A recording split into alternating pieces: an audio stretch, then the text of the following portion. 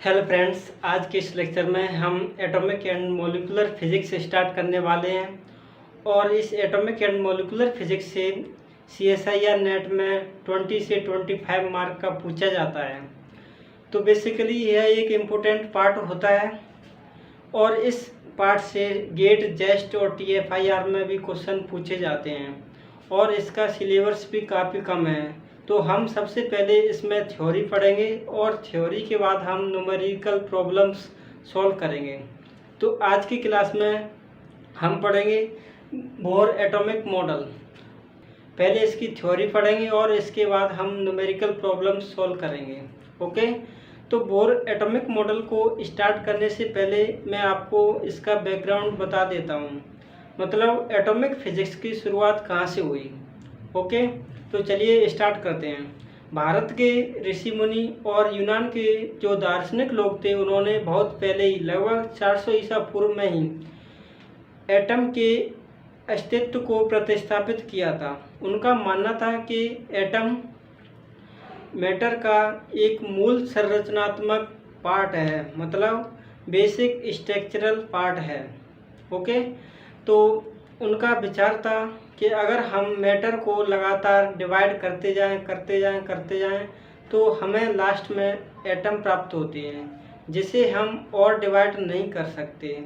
Okay, तो atom शब्द Greek भाषा के शब्द एटोमियो से लिया गया है और एटोमियो का अर्थ होता है न काटे जाने वाला, मतलब अनकटेबल, या ऐसे भी बोल सकते हैं अनडिविजिबल, मतलब जिसे हम डिवाइड नहीं कर सकते, उसे हम एटम कहते हैं। तो यह विचार उनका केवल कल्पना मात्र था, क्योंकि उस समय प्रैक्टिकल करना पॉसिबल नहीं था। तो यह विचार बहुत दिनों तक बिना प्रमाण के ऐसे ही चलता रहा। इसके बाद 18वीं शताब्दी में वैज्ञानिकों ने इस पर दोबारा से फोकस करना शुरू कर दिया था। तो 1808 में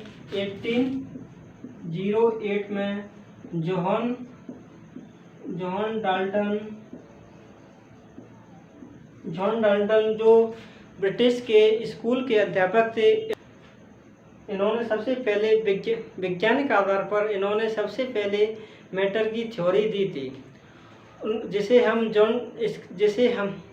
हम डाल्टन का सिद्धांत कहते हैं। उनका सिद्धांत था कि एटम मैटर का मूल पार्टिकल है, मतलब मूल कण है, ये माना था उन्होंने।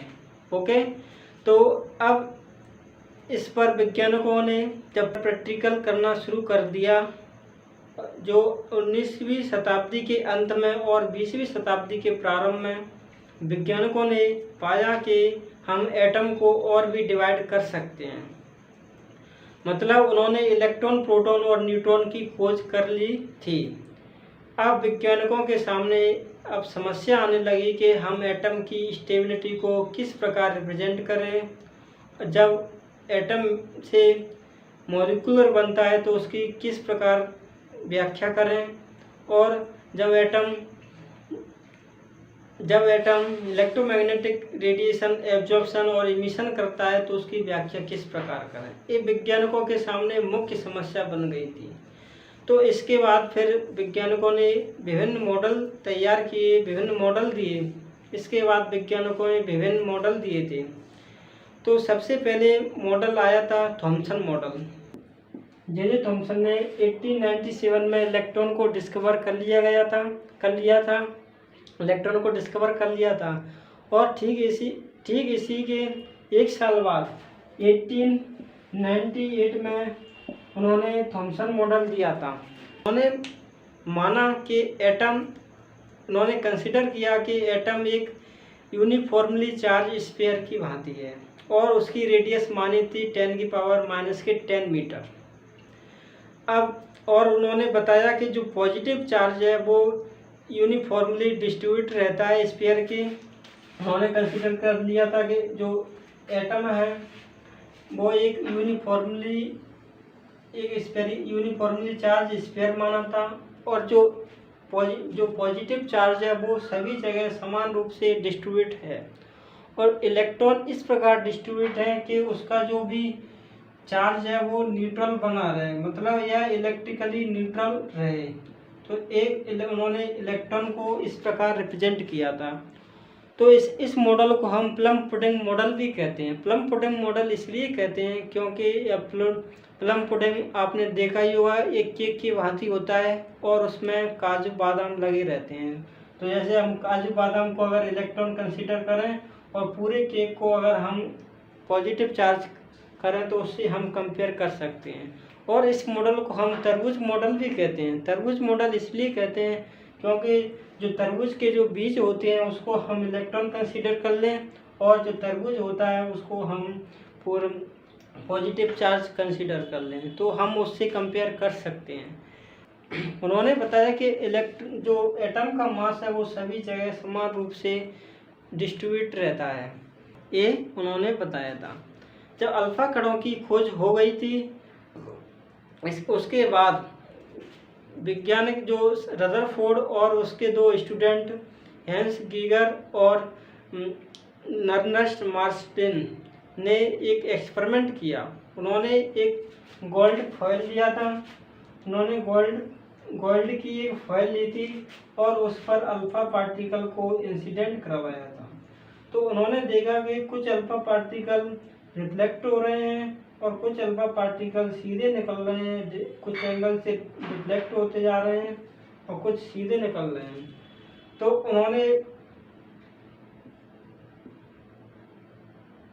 कुछ पार्टिकल सीधे निकल रहे हैं, कुछ डिफ्लेक्ट हो रहे हैं। तो ऐसा उन्होंने एक्सपेरिमेंट किया। तो उन्होंने निष्कर्ष निकाला कि जो एटम का जो पॉजिटिव चार्ज है एक जगह कंसंट्रेट रहता है, जिसे उन्होंने न्यूक्लियस नाम दिया, और इलेक्ट्रॉन इसके चारों ओर एक सर्कुलर ऑर्बिट में मोशन करते हैं। अब ये उन्होंने बता दिया था, लेकिन अब इसके ड्रॉबैक थे कि इसके भी ड्रॉबैक थे कि जब इलेक्ट्रॉन सर्कुलर ऑर्बिट में मोशन करता है तो वो एक्सेलरेट होगा, क्योंकि उस समय उसकी वेलोसिटी लगातार चेंज होती रहेगी। ओके, तो जब वेलोसिटी चेंज होगी तो वो मैक्सवेल के रिलेशन से हम फाइंड करते हैं कि उसकी जो कोई भी चार्ज पार्टिकल है वो अगर एक्सेलरेटिंग चार्ज पार्टिकल है तो वो अपनी एनर्जी को इमिट करता है। तो अब इसके अनुसार जब इलेक्ट्रॉन इसमें चारों ओर घूमेंगे तो वो अपनी एनर्जी को इमिट करेंगे, तो उसकी एनर्जी कम होगी और वो एक स्पाइरल की भांति मोशन करते करते अंततः न्यूक्लियस में गिर जाएगा। ये इसकी व्याख्या नहीं कर पाया कि इलेक्ट्रॉन चारों ओर कैसे मोशन कर रहे हैं। ओके, ये इसके ड्रॉबैक थे। और जो रदरफोर्ड का मॉडल है आप न्यूक्लियर फिजिक्स में भी और अच्छे से पढ़ लेंगे। ओके, अब हम आते हैं अपने टॉपिक पर, बोहर एटॉमिक मॉडल। ओके, तो चलिए अब हम स्टार्ट करते हैं बोहर एटॉमिक मॉडल। ओके, तो देखिए बोहर ने 1913 में दिया था एटॉमिक मॉडल, अपना एक मॉडल दिया था बोहर एटॉमिक मॉडल, और उन्होंने बताया था, उन्होंने 5 पोस्टुलेट दिए थे। पोस्टुलेट का मतलब होता है अभिकल्पना कि अपनी मनगढ़ंत कहानी। जैसे अपन कहीं भी अपने माइंड में विचार आता है वो अपने मन से दिया गया, उसे हम पोस्टुलेट कहते हैं। और इसका कोई भी प्रैक्टिकली प्रूफ नहीं है, थ्योरेटिकल भी प्रूफ नहीं है अपने। तो देखते हैं उसके पोस्टुलेट क्या थे। तो फर्स्ट नंबर पर पोस्टुलेट था उन्होंने दिया था कि जो इलेक्ट्रॉन है, electron revolves in circular orbit around the nucleus. Electron nucleus के चारों ओर एक सर्कुलर ऑर्बिट में मोशन करता है, ये फर्स्ट पोस्टुलेट था उनका। और सेकंड पोस्टुलेट में उन्होंने बताया था कि इलेक्ट्रॉन डज नॉट रेडिएट, वो इलेक्ट्रॉन अपनी एनर्जी को रेडिएट नहीं करता है, और उस ऑर्बिट को उन्होंने नाम दिया स्टेशनरी ऑर्बिट। उस ऑर्बिट को नाम दिया था स्टेशनरी ऑर्बिट। अब हम बात करते हैं थर्ड पोस्टुलेट की। थर्ड पोस्टुलेट में उन्होंने बताया कि जो इलेक्ट्रॉन है वो केवल उन्हीं ऑर्बिट में मोशन कर सकता है जिस ऑर्बिट में उसका एंगुलर मोमेंटम NH/2π, मतलब the angular momentum of electron is given by, जो आपने फॉर्मूला पढ़ाई हुआ 11th-12th में भी पढ़ते आते हैं, जो एंगुलर मोमेंटम का फॉर्मूला रहता है R vector cross P vector. अगर ये क्रॉस लगाए तो इसमें जो इसको खोलेंगे तो mvr sin थीटा आ जाएगा और 90 डिग्री।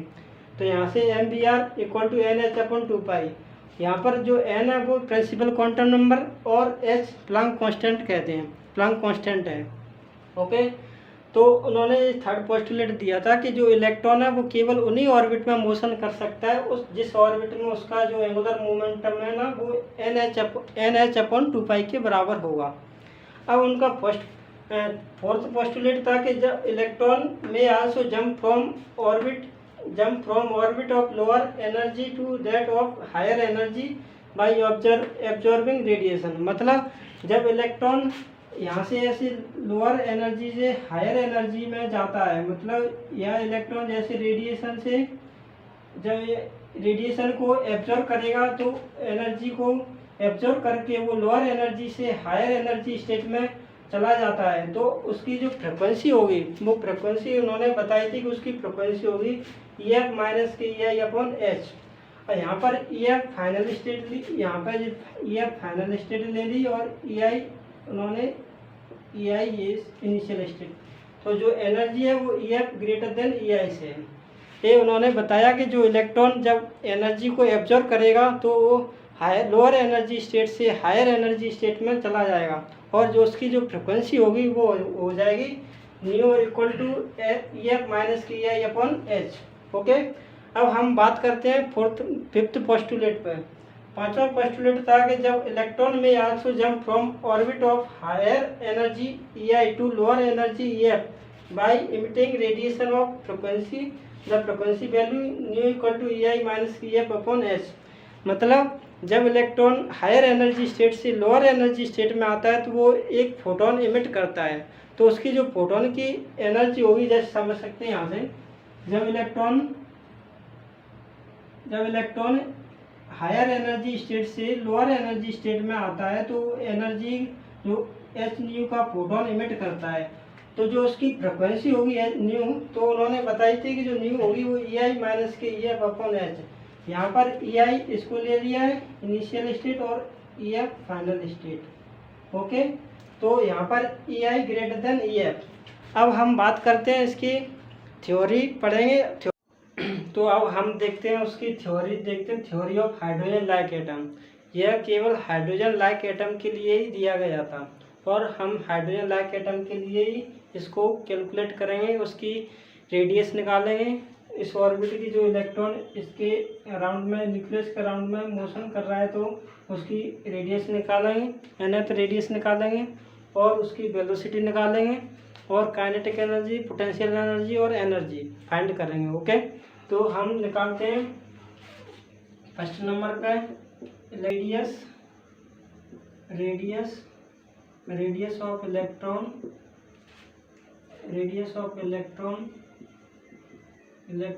इन nth ऑर्बिट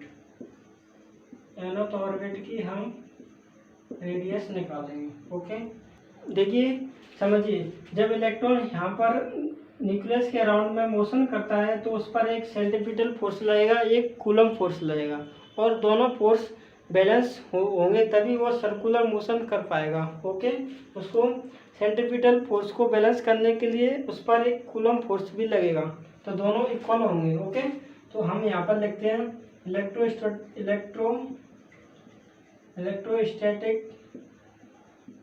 इलेक्ट्रोस्टैटिक फोर्स, जिसे हम कूलम फोर्स भी बोलते हैं, फोर्स, इसको कूलम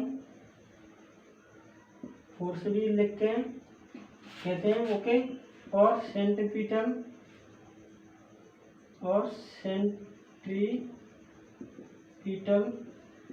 फोर्स। ओके, तो ये दोनों बराबर होंगे। कूलम फोर्स हम जानते हैं 1/4πε0 ZE और E/r²। ओके, आपने ये फॉर्मूला पढ़ा होगा। और इसका जो सेंट्रीपिटल फोर्स का जो फॉर्मूला होता है वो mv²/r। ओके, हम nth ऑर्बिट निकालेंगे तो यहाँ पर हम n लगा देंगे। ओके, nth फाइंड करेंगे तो उससे हम 1 2 3 ऑर्बिट फाइंड कर सकते हैं। अब इसको हम इक्वेशन फर्स्ट दे देंगे। अब इक्वेशन फर्स्ट को हम मल्टीप्लाई करेंगे, multiply by mRn² in both side. दोनों साइड में हम mRn² से मल्टीप्लाई करेंगे तो यहाँ पर बच जाएगा mZe²/r आर एन से आर एन कैंसिल हो जाएगा, 4 पाई एप्सिलॉन 0। ओके, और यहाँ पर बच जाएगा एम, इसको मैं ऐसे भी लिख सकता हूँ m v r n whole square. यहाँ पर पी को भी एन ले लेते हैं। ओके, एन एथ वेलोसिटी जब फाइंड करेंगे तब जरूरत होगी। यहाँ पर बी एन ले लिया और इस यहाँ पर नीचे लिख दूँ आर एन। ओके, नीचे आर एन, तो बस इसमें मल्टीप्लाई किया है। अब हमने अभी पोस्टुलेट में पढ़ा था कि जो एंगुलर मोमेंटम होता है एम बी आर, तो एन एच अपॉन 2 पाई के बराबर होता है, बोर ने बताया था ये पोस्टुलेट में। ओके, तो हम एम बी आर एन की वैल्यू यहाँ पर पुट कर देंगे तो आ जाएगा m z e square upon 4 pi epsilon 0 equal to, यहाँ पर रखेंगे तो n square h square upon 4 pi square r n. Okay, अब हम यहाँ से आर एन की वैल्यू इधर कैलकुलेट करेंगे, आर एन की वैल्यू इधर लिखेंगे, यहाँ से आर एन की वैल्यू निकालेंगे तो आर एन इक्वल टू आ जाएगा, इससे 4 पाई से एक 4 पाई कैंसिल हो जाएगा और बचेगा एन स्क्वायर एच स्क्वायर, और यहाँ से एप्सिलॉन इधर मल्टीप्लाई हो जाएगा तो एप्सिलॉन अपॉन नीचे बच जाएगा m pi z e square. Okay, और हम इसको ऐसे भी लिख सकते हैं h square epsilon 0 upon pi m e square. Okay, और हम एन स्क्वायर अपॉन जेड, और इसकी वैल्यू रहती है वेयर, जब इसकी वैल्यू कैलकुलेट करेंगे तो आएगी पाई एम ई स्क्वायर, इसकी वैल्यू आती है 0.053 एंगस्ट्रॉम। ओके, इसकी वैल्यू आती है, तो यहाँ पर हम इसकी वैल्यू पुट कर देंगे तो आ जाएगा 0.53 angstrom into n square upon z. Okay, तो यह दोनों फॉर्मूले आपको याद रहने चाहिए, क्योंकि जब हम न्यूमेरिकल प्रॉब्लम सॉल्व करेंगे तो इसमें इन फॉर्मूलों की ज़रूरत पड़ती है। ओके, आपको इन दोनों फॉर्मूले को याद रखना है। ये हमने रेडियस फाइंड कर लिए आर एन की, यहाँ पर एन का मान रखते जाएंगे, एन इक्वल टू 1 2 3। ओके, और जेड का जो एटॉमिक नंबर होता है, जैसे हीलियम प्लस का है, हीलियम प्लस की हमें रेडियस फाइंड करनी है, तो यहाँ पर अगर फर्स्ट ऑर्बिट की हीलियम प्लस की रेडियस फाइंड करनी है तो यहाँ पर हम जेड का मान 2 रखेंगे और एन का मान 1 रखेंगे, जिससे हमें रेडियस निकल आएगी। ओके, ऐसे ही यहाँ से हम और भी एलिमेंट के लिए कैलकुलेट कर सकते हैं जो हाइड्रोजन लाइक एटम के लिए। ओके, तो अब हम निकालते हैं वेलोसिटी। अब वेलोसिटी निकालने के लिए जो हमने अभी पढ़ा था m v n r n equal to n H upon 2 pi. Okay, ये बोर ने पोस्टुलेट दिया था, थर्ड पोस्टुलेट में ये बताया था। ओके, अब यहाँ से हम डी एन की वैल्यू निकालेंगे तो आएगा एन एच अपॉन 2 पाई, और यहाँ से आ जाएगा एम आर एन। ओके, तो अभी हमने आर एन की वैल्यू कैलकुलेट की थी, वो आया था r n equal to h square epsilon 0 upon M pi E square n square upon z. Okay, ये अभी हमने आर एन की वैल्यू कैलकुलेट की थी, तो यहाँ पर हम आर एन की वैल्यू रखेंगे तो आ जाएगा N H upon 2 pi M, R N की वैल्यू रखेंगे H square epsilon 0 upon M pi ई स्क्वायर, एम पाई ई स्क्वायर। ओके, अब हम यहाँ से एम कैंसिल हो जाएगा, पाई से पाई कैंसिल हो जाएगा, और यहाँ से ये भी आएगा एन स्क्वायर अपॉन जेड, तो और ये जेड ऊपर पहुँच जाएगा, ये कैंसिल हो जाएगा, तो ये फाइनली बचे जाएगा ई स्क्वायर ऊपर चला जाएगा अपॉन 2h एप्सिलॉन 0, और यहाँ से बच जाएगा एक एन जेड आ जाएगा, जेड अपॉन एन। ओके, ये इतना बच जाएगा। अब आपको इस फॉर्मूले को याद रखना है और यहाँ पर जो वैल्यू रहती है E²/2H/0 की जो वैल्यू निकल के आती है, कैलकुलेट करके आती है, वो आती है 2.18 इंटू 10⁻6 मीटर पर सेकेंड। ओके, ये इसकी वैल्यू निकल के आती है। तो यहाँ पर हम पुट कर देंगे तो आ जाएगा Vn = 2.18 इंटू 10⁻6 मीटर पर सेकेंड, और यहाँ पर आ जाएगा Z/n। ओके, तो आपको इन दोनों फॉर्मूले को याद रखना है। जैसे हम न्यूमेरिकल प्रॉब्लम करेंगे तो ये फॉर्मूले आपको याद रहना चाहिए। तो मैं यहाँ पर Vn की वैल्यू इधर लिख लेता हूँ, इसकी भी ज़रूरत पड़ेगी कि Vn आ जाता है E²/2H/0। ओके, Z/n, ये Vn आया है। अब हम निकालेंगे काइनेटिक एनर्जी, हम कैलकुलेट करेंगे। Okay, kinetic energy of electron in nth orbit.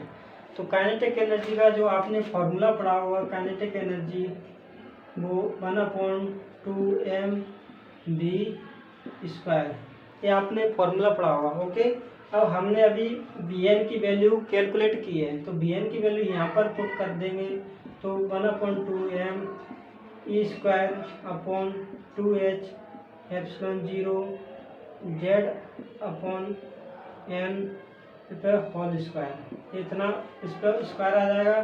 तो यहाँ से मिल जाएगा m⁴/8H²/0² स्क्वायर Z²/n²।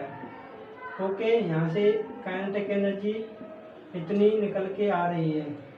और यहाँ पर जो वैल्यू रहती है वेयर m, अगर हम इसकी वैल्यू कैलकुलेट करेंगे m⁴8H²/0², तो यह वैल्यू निकल के आती है +13.6 इलेक्ट्रॉन वोल्ट। ओके, यहाँ पर हम इसकी वैल्यू कैलकुलेट करेंगे तो अब यहाँ पर हम पुट कर देंगे तो काइनेटिक एनर्जी आ जाएगी +13.6 इलेक्ट्रॉन वोल्ट Z²/n²।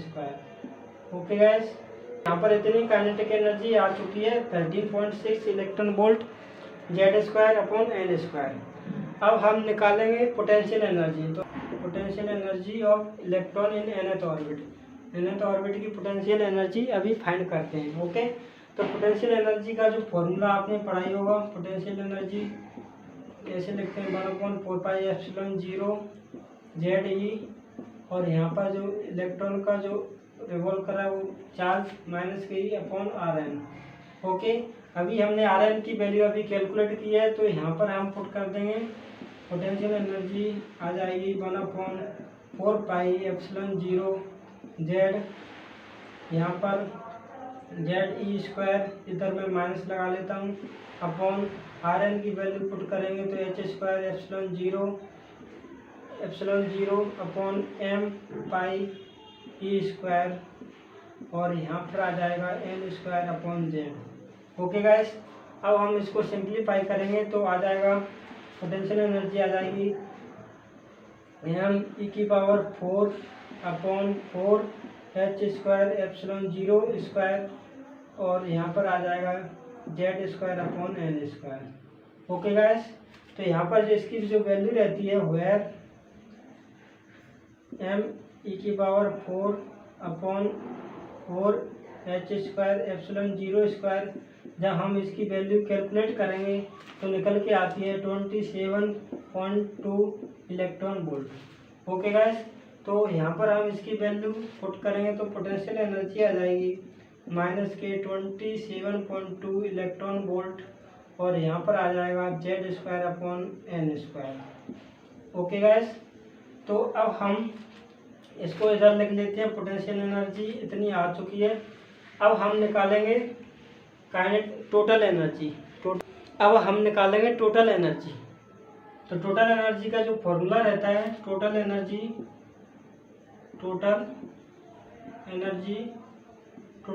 का जो फॉर्मूला रहता है kinetic energy plus potential energy. Okay guys, तो यहाँ से अभी हमने काइनेटिक एनर्जी निकाल ली है और पोटेंशियल एनर्जी निकाल ली थी।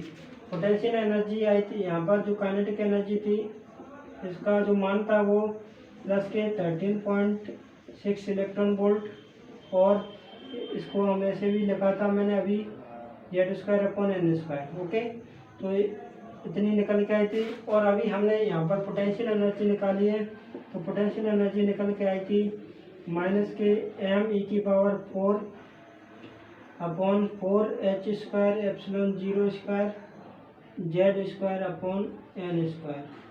ओके गाइस, और इसका मान आया था माइनस के 27.2 इलेक्ट्रॉन वोल्ट Z²/n²।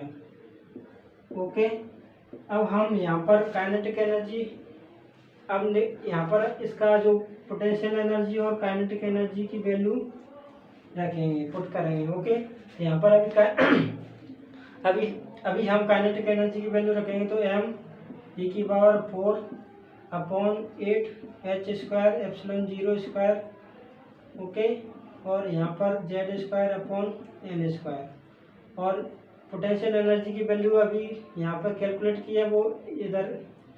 अब पोटेंशियल एनर्जी की वैल्यू माइनस के m⁴ 4h²ε0² Z²/n²। Okay guys, अब हम इसका सिंप्लीफाई करेंगे तो आ जाएगा माइनस के m⁴ अपॉन यहाँ से इसका आ जाएगा 8h²ε0² Z²/n²। ओके गाइस, और यहाँ पर जो वैल्यू रहती है m⁴, इसकी वैल्यू कैलकुलेट करेंगे तो आती है, वो वैल्यू निकल के आती है प्लस के 13.6 electron volt. Okay guys, electron volt निकल के आती है। अब यहाँ पर इसकी वैल्यू पुट करेंगे, तो वैल्यू रखेंगे तो आएगा माइनस के 13.6, वैल्यू पुट करेंगे तो यहाँ पर आ जाएगा माइनस के 13.6 इलेक्ट्रॉन वोल्ट Z²/n²। ओके, तो ये टोटल एनर्जी आ चुकी है En। ओके, यहाँ पर जो माइनस साइन इंडिकेट कर रहा है कि जैसे जैसे हम Z का मान बढ़ाते जाएंगे तो एनर्जी की वैल्यू घटती जाएगी। मतलब हम न्यूक्लियस से दूर जाते जाएंगे, जैसे न्यूक्लियस से हम दूर जाते जाएंगे तो एनर्जी की वैल्यू कम होती जाएगी। ओके, ये माइनस साइन इंडिकेट कर रहा है। अब हम निकालते हैं टर्म वैल्यू। अब हम निकालेंगे टर्म वैल्यू। टर्म वैल्यू को हम डिफाइन करते हैं Tn = Tn, जो टोटल एनर्जी को हम माइनस के Hc से डिवाइड कर देते हैं तो हमें टर्म वैल्यू मिल जाती है। ओके, तो यहाँ से En की वैल्यू अभी कैलकुलेट की है, माइनस माइनस प्लस हो जाएगा तो यहाँ आ जाएगा m⁴। ओके, और यहाँ पर आ जाएगा 8h²Hq हो जाएगा और ε0², और यहाँ से C आ जाएगा और यहाँ पर आ जाएगा Z²/n²। ओके, तो यहाँ पर जो वैल्यू रहती है वह, यहाँ पर जो वैल्यू आई e⁴, इसका जो मान आएगा Hq ε0² C = इसको हम R इन्फिनिटी मतलब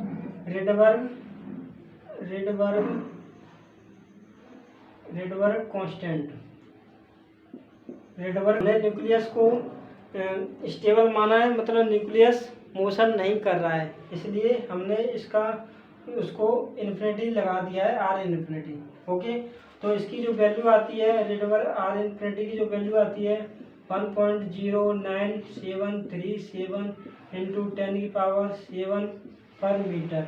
ओके, ये इसकी रेडबर्ग कांस्टेंट की वैल्यू आती है, तो आपको ये भी याद रखना है। ओके गाइस, तो अब हम निकालेंगे एनर्जी लेवल डायग्राम।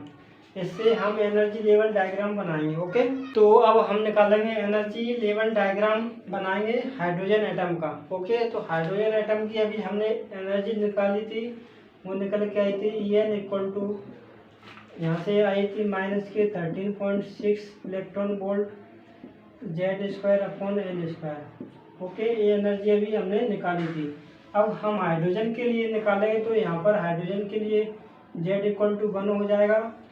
ओके, तो यहाँ पर हम एनर्जी को कैलकुलेट करते हैं first orbit, second, third, fourth. Okay, तो यहाँ पर फर्स्ट ऑर्बिट के लिए जो एनर्जी आएगी n का मान 1 रखेंगे और माइनस के 13.6 इलेक्ट्रॉन वोल्ट। यहाँ पर Z का मान भी 1 रखेंगे, n का मान 1 रखेंगे तो माइनस के 13.6 आएगा। और E2 की वैल्यू हम फाइंड करेंगे तो आएगी माइनस के 13.4 इलेक्ट्रॉन वोल्ट।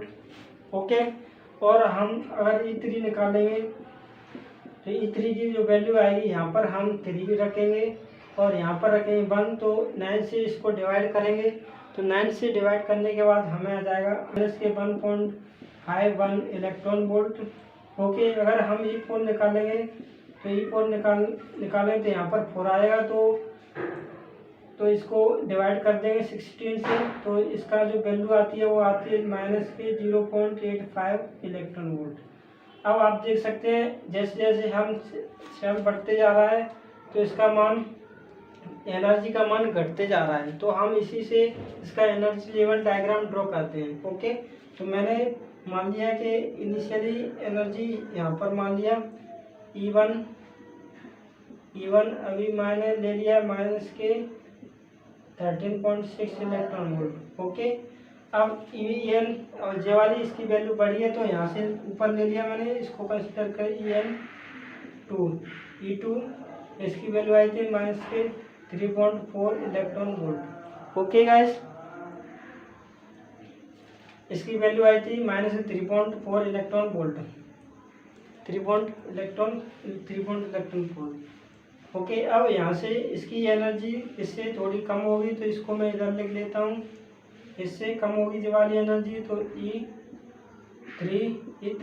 E3 आया था अभी माइनस के, E3 आया था, E3 एनर्जी आई थी माइनस के 1.51 इलेक्ट्रॉन वोल्ट। ओके गाइस, और यहाँ पर इसकी एनर्जी और भी कम हो जाएगी, इससे भी और कम हो जाएगी,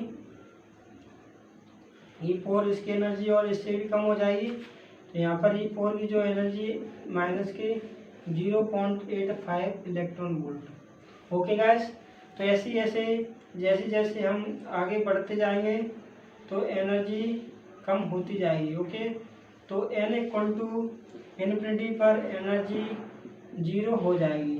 ओके, n=, यहाँ पर n का मान इन्फिनिटी रखेंगे तो एनर्जी की वैल्यू 0 हो जाएगी। ओके, यहाँ पर जो n लिया है वो 1, n=2 और n=3 लिया है और यहाँ पर लिया है n=4।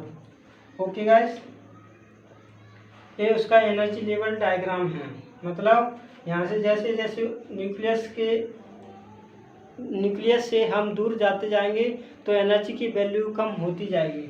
ओके, आई होप आपको यह समझ में आया होगा। तो अब मिलते हैं नेक्स्ट लेक्चर में। ओके।